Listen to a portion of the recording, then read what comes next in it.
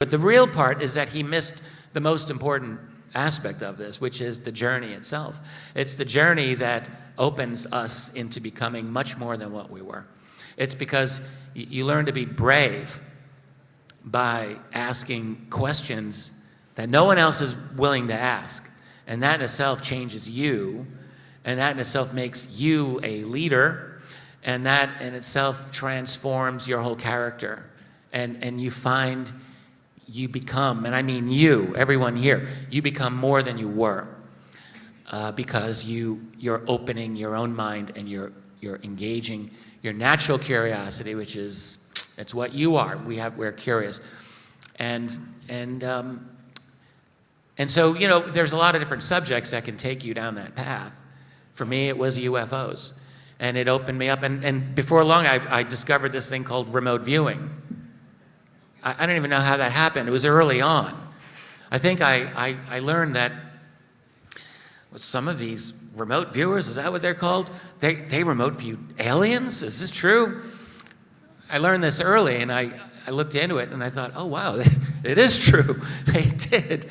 And how is that? And then it made me wonder, how could something like remote viewing work? What does that say about the nature of our reality and the nature of what we are? And so one area of exploration led to another, and then another, and it didn't give me all the answers.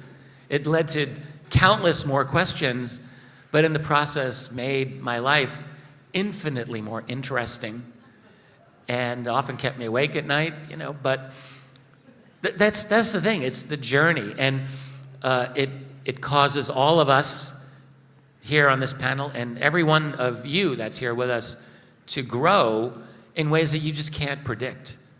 You just can't predict because you decide at a certain point you become brave enough to break the shackles and the boundaries of what you were taught to believe. And you realize you do live in a society that is culturally schizophrenic. Mm-hmm. There is an official truth that you're supposed to believe. That is your consensus culture. But there's this other stuff that's actually true. It's unofficially true, but it's really true. And for those of us who decide we want to be truth seekers, like that's not everyone who does that. That's for a minority of people, I think. But if you're of that minority, and I bet everyone in this room is, then it transforms you. And it becomes, you become a local hero. You become, I don't know, someone that leads the path for others to learn from and to admire. I think this is the greatest subject in the world. This whole idea of exploring our mind and discovering what is out there and what has come here. I cannot imagine something of greater, profound importance than that. I just can't. So I just feel myself lucky every day to do this.